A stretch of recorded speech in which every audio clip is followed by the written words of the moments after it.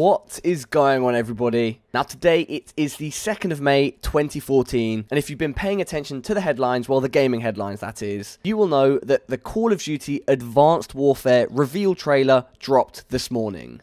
And in this video, I'm going to be giving you a very detailed breakdown of that trailer. I'm going to be going through it pretty much frame by frame, pointing out anything that I thought was interesting or reveals more about the game. Don't forget, if you do enjoy this video or find it helpful, to like it, comment, and of course, hit that sub button. All of those things help me out greatly.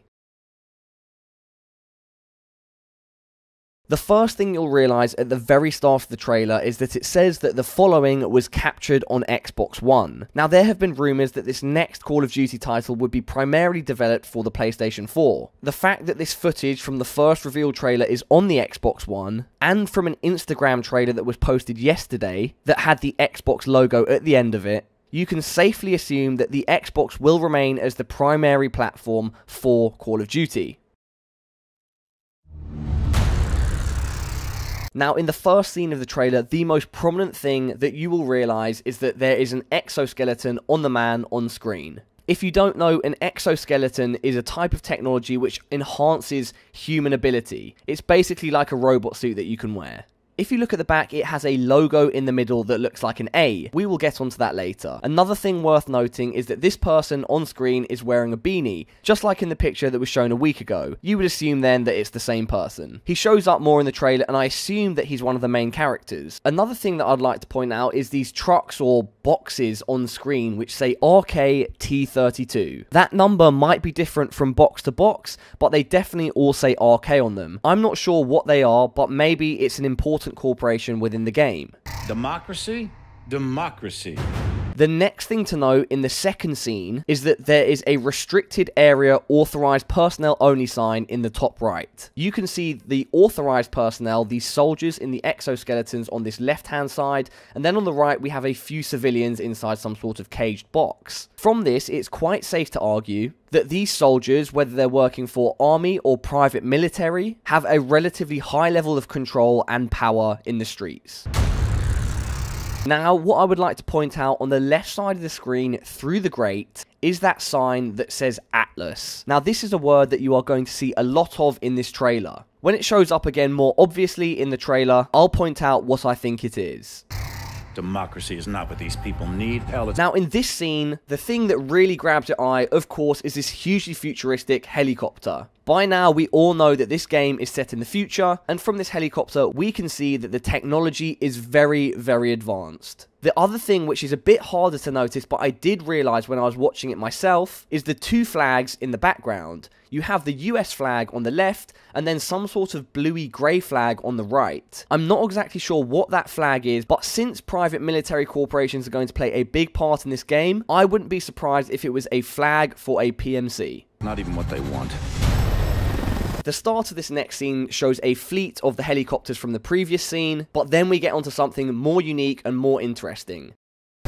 America's been trying to install democracy. It comes back to what I said before about Atlas, and then also the symbol on the back of the exoskeleton. It would seem that Atlas is a prominent private military corporation in this next Call of Duty Advanced Warfare. You can see it plastered across the body armor of the soldier who wears the beanie. I think it's safe to argue that Atlas is a big PMC. It clearly has a bunch of military equipment and soldiers wearing that equipment. But what exactly is Atlas? Like, who's running it? Who do they fight for? Maybe the trailer will tell us more. The nation's for us. The thing to note at the end of this scene is that the chopper has the ability to go into stealth mode, which we see it coming out of here. Century. And it hasn't worked one time. This is obviously confirmation that Kevin Spacey is in the game. And if you haven't noticed already, he's giving a monologue throughout this whole trailer. I will break that monologue down at the very end of my breakdown of everything else in the trailer. You should probably note that his tone is quite authoritative, and he seems like a man who has a lot of power. At the start of this part, we see a soldier in what seems to be some sort of fiery ruin, most likely in a city. Beyond that, we can't see much else, other than, once again, it is the guy wearing a beanie. That is, unless every soldier wears a beanie, but I think it's probably more likely that it's the same person. Moving on, we have something very interesting. If you look on the wall, we see some writing that says Sector 02 Biolab Data Terminal. This would lead me to think that biological weapons could be a big part of this game. And leading on from that, we see that the soldier on screen, who is one of the soldiers that was in that picture that was leaked, putting a visor down over his face. Usually visors are for protection, and you can thus safely assume that he's putting down this visor to protect himself from an incoming threat. Quite possibly a biological threat, as the whole area does seem to be breaking down from the fire on the left hand side, etc. In the next bit, we see this soldier getting into a skirmish with another guy and knocking him off a ledge. Clearly, the exoskeleton gives you some extra strength. This, of course, was expected. What is worth noting, however, is that the guy he's fighting also has an exoskeleton. So does Atlas provide these exoskeletons to everybody? Is Atlas fighting within itself? We also get a look of the gun the guy's using, and it looks like a pretty standard / slightly modern assault rifle. These countries don't have the most basic building blocks to support a democracy. Now, these next couple of scenes reveal what seems to be an important location in the game, and that is Lagos. If you don't know, Lagos is the largest city in Nigeria, and Nigeria is a West African country. It's an up-and-coming country that's very rich in natural resources, particularly oil. That would lead me to believe that oil could be a big factor in this game. Maybe countries are fighting over oil because the oil is depleting, and thus Nigeria has a big role to play in the storyline. Here we see two interesting things. Number one is the Golden Gate Bridge. This is in San Francisco, so we would assume that San Francisco is going to have an important part to play in the game. And then the second thing is that the exoskeleton is allowing Beanie Man, yep, I'm just going to call him Beanie Man, to jump very far and with high athletic ability. And don't forget that Beanie Man is the guy, I think, at the start of the trailer, who had the Atlas sign on the back of his exoskeleton. This is important for later in the trailer. Little things. Now here in this next part where Kevin Spacey is talking, you can see in the background very clearly the Atlas logo. This, for me, is evidence that Kevin Spacey is the owner / CEO, whatever you want to call it, of Atlas. Spacey is the owner of one of the largest PMCs in the world. Kevin Spacey in this game plays a character who owns a very large and very powerful PMC called Atlas. Like, we ought to be tolerant of those who disagree with us. Following on from this, we see some sort of PMC / mercenary soldier who has some fancy armor on himself, quite possibly executing what looks like an important Nigerian politician, or executing one of his friends to use as leverage on the politician himself. What we see here is a good look of one of the guns in the game. Again, it's an assault rifle with a sort of holographic tracker sight on it, and a silencer. We also get a good look of the exoskeleton going down the arm, and then another type of visor coming down to protect the soldier's face. We ought to be tolerant of those who worship a different god than us. This scene I found particularly interesting because I think it links back to the thing I was talking about regarding biological weapons. This area is pitch black and there are a lot of dead bodies on the floor. However, there isn't that much gore, you know, there's not much blood, there's not flesh everywhere. These people might have died from some sort of biological weapon. That a journalist ought to be able to disagree with the president. This line by Spacey I thought was worth pointing out. He's talking about journalists being allowed to disagree with presidents. I.e., he's talking about the freedom for journalists to cover what they want without having to worry about the repercussions from their country / people in power. Now, I can't quite tell if Spacey's character is on the side of the journalists saying that they should have this freedom, or he's on the side of the hypothetical presidents saying that the journalists shouldn't be allowed this freedom of speech. Either way, it is worth realizing that it looks like Spacey's character is giving this monologue to some journalists. It's unclear why, but definitely worth realizing. Here we see some sort of wooded area, and then following something very, very important. Now, there's not many of these in the trailer, but this is one of them. Actual first-person footage of the game being played. All we can see is the protagonist or whoever you're playing moving forward, and what the game actually looks like from its first-person perspective. We also see the gun that I highlighted earlier. Up next, we have hover bikes, which look like they're inside that place at the start of the trailer with all those arcade trucks / boxes. And you think that you can just march into these countries? Coming back to the wooded area we saw before, these soldiers are going through it in the dead of night with some sort of vehicle following them, with a laser that shows the landscape in front of them and illuminates where they're going. And at the end of this segment, there's something that's definitely worth pointing out. Based on some fundamentalist religious... This soldier has the ability to cloak. He hits the little switch on his wrist and then goes invisible. It's going to be interesting to see how this pans out in the full release of the game. Is this only going to be in single player, or is stuff like this going to be in multiplayer? My theory is the following. In multiplayer, you're going to have exoskeletons. And these exoskeletons you can customize like perks. You might be able to choose extra strength, you might be able to choose extra jumping ability, something like that.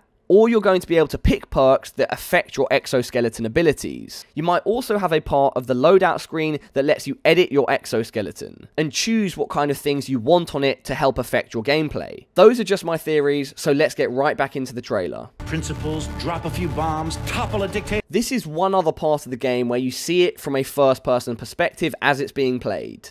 And what we can see is a grenade being thrown that is like a sensor grenade, except it looks like it has the effect of the MMS from Black Ops 2 / the Oracle from Ghosts. Here and start a democracy. Here we have more footage from Lagos and also proof that the exoskeleton gives you a lot of physical strength. And that's because the soldier punches through an armored windscreen of a car. Coming back to the Golden Gate Bridge, it's clear that some sort of disaster is happening here. The bridge is basically falling to pieces, and many men in exoskeletons look like they're fighting each other or trying to save civilians. It's quite unclear, and we'll get onto that a bit more later. For instance, here we see the protagonist, presumably, trying to save what looks like a policeman. Give me a break. If you look at the back of this scene, there is an electronic billboard that reads, "Providing freedom from terror." It could be terrorists, but you can't see the word that clearly and it doesn't show all of it. Could that be a slogan for the Atlas Corporation? On screen now, we see a heavily modified exoskeleton. What it looks like is a huge robotic suit that gives you a lot of extra abilities. For instance, it gives you a minigun on your arm. This is very reminiscent of games like Metal Gear Solid, Zone of the Enders, etc. that deal with mechanical suits. It's going to be interesting again to see how this fits into the game. Is this going to be a single player thing, or is it also going to be in multiplayer? My guess is that if it is in multiplayer, it's going to be a kill streak, and a very high kill streak at that. Don't want freedom. They want boundaries. Here, Beanie Man is back on screen, and it looks like this is part of a cinematic sequence from the first person. So do you actually get to play Beanie Man, or do you get to play one of his friends? Do you get to play both of them? It's unclear right now. Rules. This next segment on the Golden Gate Bridge shows what looks like very futuristic Dragonfires from Black Ops 2. If you can't remember, Dragonfires were basically like small little helicopters that you could fly around and shoot people with. There's also one on Ghost, but I can't remember what it's called. I think it would be pretty safe to assume that these are thus going to be kill streaks in Call of Duty Advanced Warfare. Protection. Something to note here is again more exoskeletons, and then on the back something that says Franklin Transportation Systems. This might just be art to make the world seem more rich, but again it could also be a company that's important in the game's storyline. From invaders and from themselves.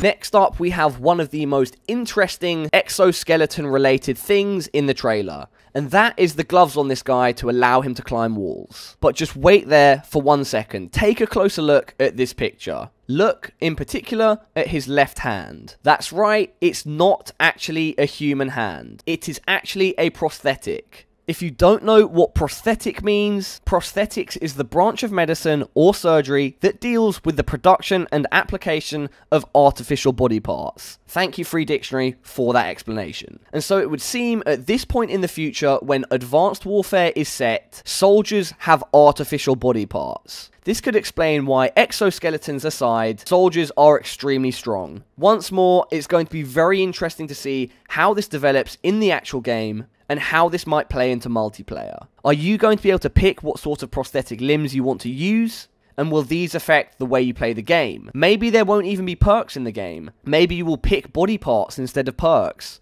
Instead of picking marathon, you might pick prosthetic legs. If you play Titanfall, that's actually a burn card in that game that makes you run faster. Either way, I'm sure you get what I mean.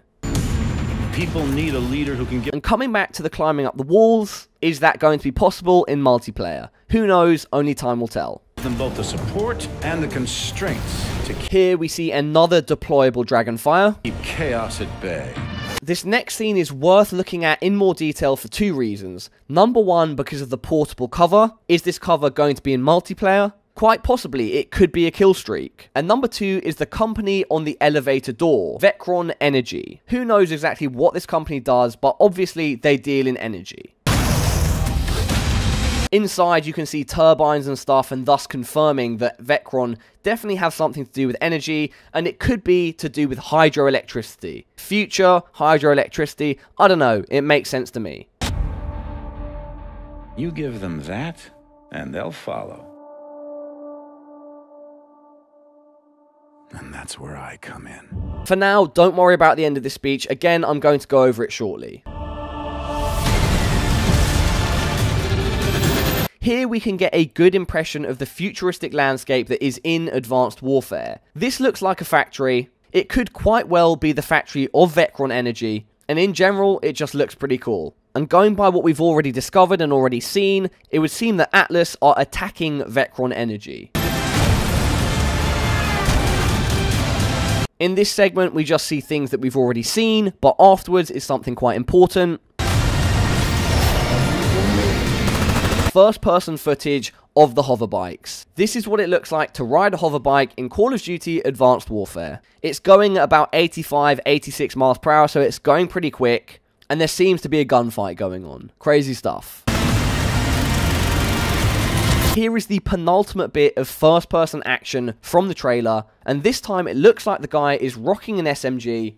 I think the words on it are something like EAL E7, I'm not entirely sure, but it's an SMG with a sort of tracker sight on it. And it's worth noting that we are next to the Golden Gate Bridge, or quite possibly underneath it on some sort of ship. Could it be that a collision with a huge military aircraft carrier, or ship, whatever, I don't know exactly what it is, into the Golden Gate Bridge is what caused all of this damage? We're nearing the end now, and we've got a few more things to talk about, and this is one of them. A very futuristic quadrupedal tank. Once again, another quadrupedal tank. And now in this last quick snippet of first-person action, it would seem that we are in control of a turret, and not any old turret, but what I think can be best described as a railgun. I don't know if that is entirely the right explanation, but I think that's what this sort of weapon is called. It's not a laser, but it does fire high-powered chunks of material at very high speeds. And the tracer would lead me to think it's a railgun. Here we can see there is indeed some sort of ship crashing into the Golden Gate Bridge. It's unclear whether that is the true extent of what's going on in this scene, and that there is actually other stuff going on, but that's definitely causing some of the damage.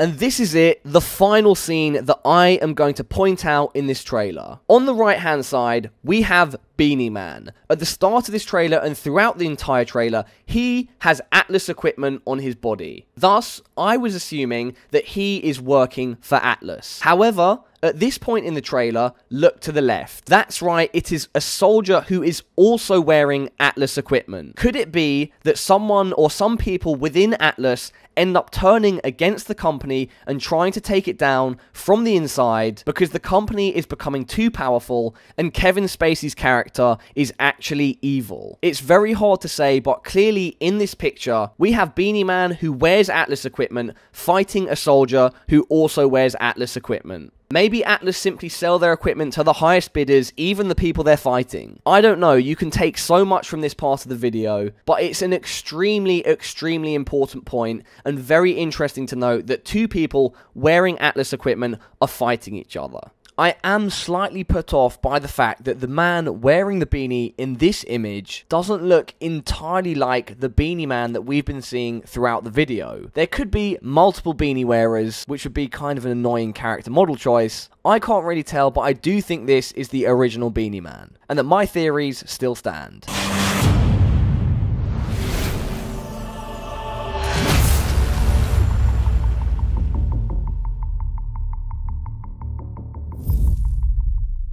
So that is all of the imagery that I would like to cover in the trailer. But right now, to finish this video off, I'm going to cover and analyze Kevin Spacey's speech that goes on throughout the video.